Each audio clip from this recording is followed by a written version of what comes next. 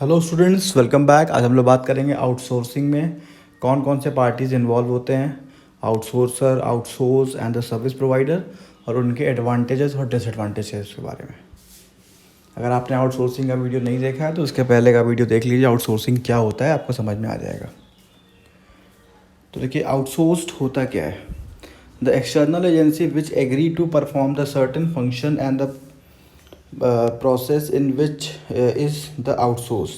मतलब हमने अपना काम जिस कंपनी को असाइन कर दिया, ठीक है, कि आप मेरा ये काम कर दो, तो उसको हम आउटसोर्स करते हैं। तो जैसे इसमें एग्जांपल दिया हुआ है रिक्रूटमेंट का। मतलब मान लीजिए हमारी कंपनी को 100 एम्प्लॉय की ज़रूरत है। हमने क्या किया, एक कंपनी है जिसका नाम है हैविट एसोसिएट्स, उसको हमने अपना वर्क दे दिया कि आप हमारा रिक्रूटमेंट कर दो। 100 कैंडिडेट्स का इंटरव्यू लेके हमारे यहाँ भेजो, जो पसंद आएगा उसको हम लोग रख लेंगे, ठीक है। तो इसको मतलब वो जो कंपनी होती है वो आउटसोर्स होती है, जिसको हम काम देते हैं कि आप लीजिए हमारा रिक्रूटमेंट करिए। तो एडवांटेजेस क्या है, earning from outsourcing, client network, use of expert and experience. तो एक अच्छी कमाई हो जाती है आउटसोर्सिंग से, ठीक है। किसकी, जो भी हमारी आउटसोर्स कंपनी होती है उसकी एक अच्छी कमाई हो जाती है, क्योंकि उसको पैसे तो बचेंगे तभी तो वो काम करेगा। नेक्स्ट है, उनके एक अच्छे क्लाइंट नेटवर्क होते हैं, ठीक है। तो क्लाइंट नेटवर्क होने की वजह से वो अच्छा सर्विस हमको प्रोवाइड कर देते हैं।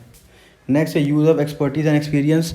वो उसी काम में एक्सपर्ट होते हैं। रिक्रूटमेंट का काम के लिए अगर हमने आउटसोर्स किया है तो वो पर्टिकुलर कंपनी रिक्रूटमेंट में एक्सपर्ट होगी, ठीक है। तो वो ज़्यादा अच्छा काम करेगी किसी और कंपनी के कंपेयर में। ये हो गया एडवांटेज। अब आते हैं disadvantage. No guarantee of repeating the client. अब यहाँ पे एक दिक्कत भी होती है कभी कभी कि अगर आपने अच्छा काम नहीं किया तो हो सकता है आपका क्लाइंट फिर से आपको काम न दे, ठीक है। तो आउटसोर्स्ड कंपनी जो होती है कभी कभी नुकसान में भी चली जाती है, ठीक है। या फिर कोई अच्छा प्राइस दे दिया तो आप क्या ना करा के कहीं और करा लिया। नेक्स्ट है staff cost and other cost involve in the outsourcing activity. तो स्टाफ कॉस्ट और अदर कॉस्ट मतलब आउटसोर्स कंपनी जो होती है उसके बहुत सारे खर्चे होते हैं। अगर उसको क्लाइंट नहीं मिलेगा, अगर उसको काम नहीं मिलेगा तो वो किस तरीके से अपने खर्चे को निकालेगा। क्यों? क्योंकि उसको स्टाफ की तो सैलरी देनी ही है, क्लाइंट के ही पैसे से वो धीरे धीरे सारा पेमेंट करता है।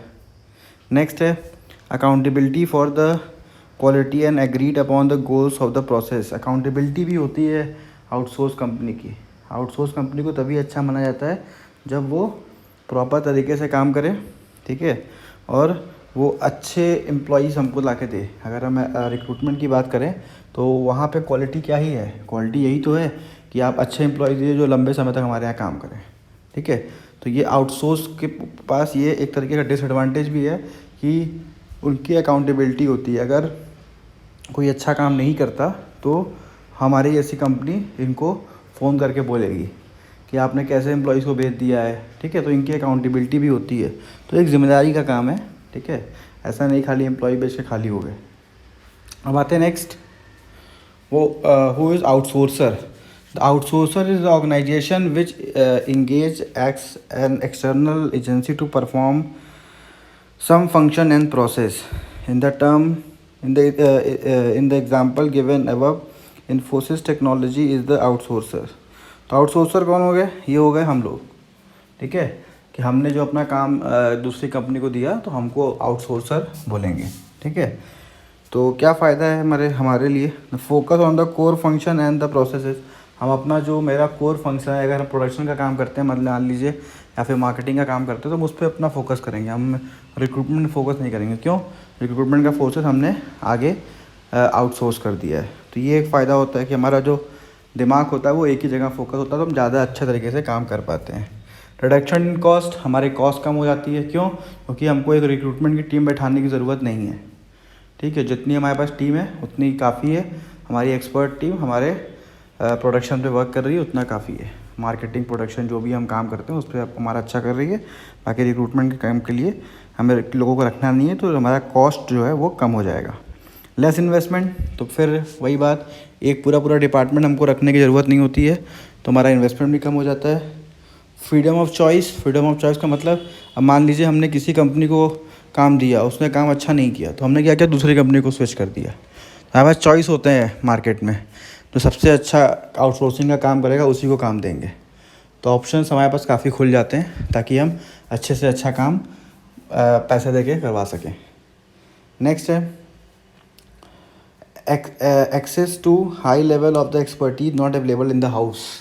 मतलब अगर हम पेमेंट कर ही रहे हैं तो हम हाई लेवल ऑफ एक्सपर्टीज़ का भी व्यवस्था कर सकते हैं। हम क्यों ऐसा वैसा काम कराएंगे जिसमें हमारे पैसे भी ख़राब हो जाएं और उसका क्वालिटी भी ना मिले। ठीक है, तो सबसे एक्सपर्ट टीम है उसको हम अपना काम आउटसोर्स कर सकते हैं। ये भी एक अच्छी चीज़, हमारे पैसे की अच्छी वैल्यू हमको मिल जाती है। नेक्स्ट है इम्प्रूवमेंट इन प्रोडक्टिविटी इम्प्रूव हो ही जाएगी, अच्छे एम्प्लॉयज़ आएंगे तो। और हम जिस काम में एक्सपर्ट हैं हम अपना वो काम कर ही रहे हैं, बाकी काम जो है हमने आउटसोर्स कर दिया, तो वो लोग भी एक्सपर्ट हैं। जब सारे एक्सपर्ट मिलकर काम करेंगे तो काम ऑटोमेटिक अच्छा हो जाएगा। अब आते हैं डिसएडवांटेज। क्या डिसएडवांटेज है हमारी कंपनी के लिए अगर हम काम अगर आउटसोर्स करते हैं तो? पहला है पेमेंट ऑफ हाई फीस। भाई फीस तो देनी पड़ेगी, और जो भी आउटसोर्सिंग कंपनी होती है जिसको हम काम देते हैं वो फ़ीस तो हमसे चार्ज करेगा ही, थोड़ी ज़्यादा होती है। Risk of leakage of the business secret. हाँ, ये एक बड़ी प्रॉब्लम है, ये आपके बिजनेस सीक्रेट जो होते हैं वो लीक हो जाते हैं। क्यों? क्योंकि उस कंपनी को आपको समझाना पड़ता है कैसे एम्प्लॉयज़ आपको चाहिए, क्या आपका प्रोडक्शन है, कैसे काम करते हैं आप, सारा कुछ। तो आपके बिजनेस सीक्रेट जो हैं वो लीक होने का डर बना रहता है। Potential competition from the outsourcer. तो ये आगे चल के हो सकता है जिसको आपने आउटसोर्स किया वही एक नया फर्म खोल ले, आपके लिए कंपटीशन बन जाए, तो ये भी एक बड़ी प्रॉब्लम है। More rewards and recognization to the employees transfer to the outsourcer. यहाँ पे क्या है, आपको रिवॉर्ड रिकॉग्नाइजेशन बहुत ज़्यादा आपको देना पड़ता है उन एम्प्लॉयज़ को, क्योंकि वो ज़्यादातर कनेक्टेड होते हैं उन्हीं कंपनी से जो कंपनी उनको रखी है। ठीक है, भले वो आपकी कंपनी के लिए काम कर रहे हैं लेकिन उनका कनेक्शन उन्हीं के साथ होता है। चलिए अब आते हैं next, who is the service provider.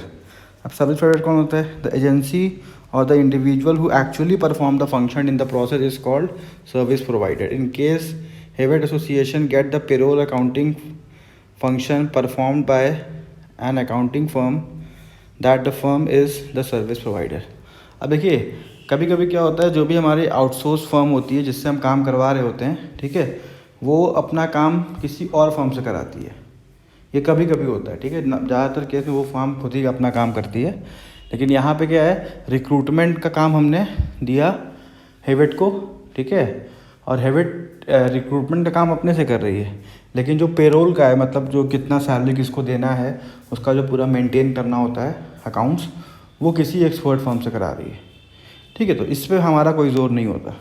ये जो होता है वो आउटसोर्स कंपनी को हमने आउटसोर्स किया है, वो कंपनी अपना समझती है। ठीक है, तो एक्चुअल में वो सर्विस प्रोवाइडर उसको हम कहते हैं। ठीक है, तो सर्विस प्रोवाइडर क्या करती है, वो एक्चुअल में वो काम को करती है। तो कभी कभी सर्विस प्रोवाइडर और जिस कंपनी को हम कोई काम देते हैं वो दोनों कंपनी एक भी होती है। ऐसा नहीं है कि हर एक कंपनी सर्विस प्रोवाइडर अलग होता है। ठीक है, तो कभी ये बस आपको बता दिया गया कि हाँ एक ऐसा भी केस हो सकता है कि जिसको आपने काम दिया करने के लिए वो अपना काम किसी और से करवा रहा है। ठीक है, तो ये भी एक ऑप्शन हो सकता है, इसलिए आपको ये बता दिया गया। एडवांटेज क्या है, matrices on monitoring result and the document overall process improvement. तो भाई अब एक कंपनी दूसरी कंपनी से काम करा रही है तो हो सकता है वो ज़्यादा एक्सपर्ट हो, आपका काम ज़्यादा अच्छे से हो सकता है। True cost of the process become known. आपको पता चल जाता है कितना एक्चुअल कॉस्ट आपका जा रहा है हर एक काम में, तो उसको आपका कॉस्ट कटिंग भी कर सकते हैं। डिसएडवांटेज क्या है, ट्रेन एम्प्लॉयज़ ऑफ आउटसोर्स। मतलब आपको वहाँ पे ट्रेन करना पड़ता है एम्प्लॉयज़ को आउटसोर्स में। ठीक है, तो ये हो गया हमारा सर्विस प्रोवाइडर के पॉइंट ऑफ व्यू से। तो सर्विस प्रोवाइडर को भी हम लोग अपने काम को आगे ट्रांसफ़र कर सकते हैं। Thank you student for watching. हमारे चैनल को प्लीज़ सब्सक्राइब करिए और शेयर करिए। Thank you.